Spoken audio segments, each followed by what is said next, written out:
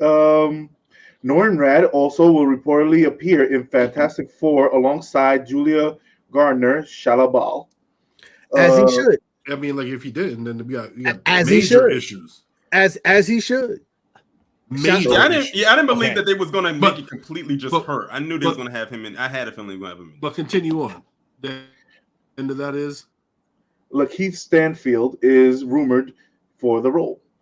Yo, I can that's see it. my guy. I'm all for it. I'm all for it. That's my guy, bro. That. Yes. Yo, listen. He has a lot of range. Lakeith's going to make it interesting, bro. yeah. He's going to make it interesting. I'm intrigued. I'm glad that they didn't just exclude Silver Surfer. Like, if it was just this is no offense to Julia Garner. They're both Silver Surfers. So I know. Norrin Rad. But like, well, not in this universe. I was gonna say, like, that's what I was gonna say. We're getting into technicalities now. You know what I mean? Like, we're getting very technical here.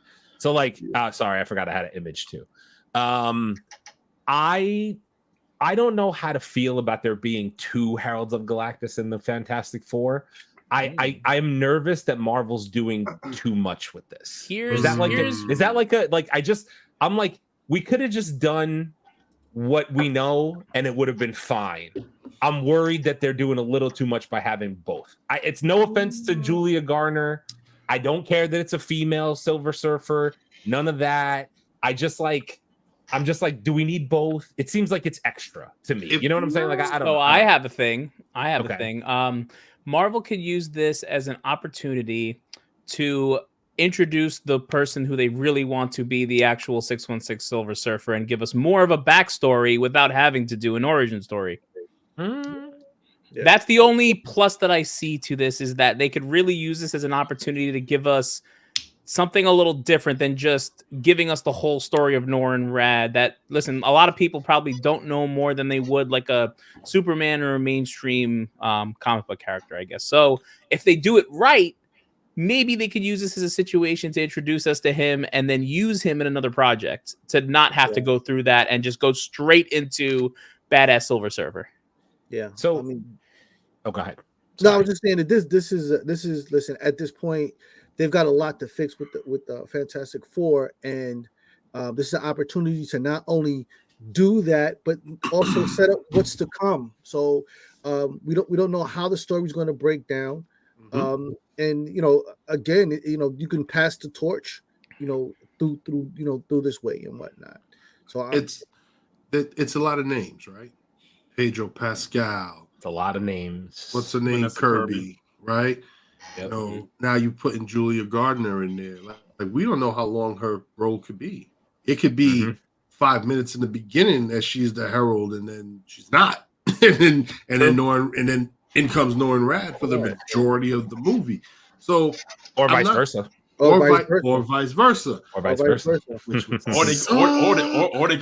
share the screen time. Anything's possible. But if you're gonna go comic book storyline, then we know that Norrin Rad is basically left on planet Earth with the Fantastic Four. So that part. True. I didn't even think about that. I just have my concerns about. Listen, I'm still gonna say I'm excited about the Fantastic Four, but I have my concerns about an overinflated movie because we know Galactus is the main villain. I'm afraid because Marvel has a villain problem. And Galactus is not a one movie villain. I'm sorry, he's not. He is a multi-fucking film villain. And at this point, we've heard nothing that he's going to be anywhere outside of the Fantastic Four afterwards. And that really concerns me at this point. I think that they're doing this to get Galactus out of the way. Because that's trash. It is. But the thing is really cop-outish, man. Yeah, it is cop-outish, but you're going to get more of a multi-villain with Dr. Doom. Because that's why they're doing it. Because they have to build up. They have to destroy one to build another one up. Well, so they're destroying that main one. And plus, this Fantastic Four is not going to be your original Fantastic Four in 616.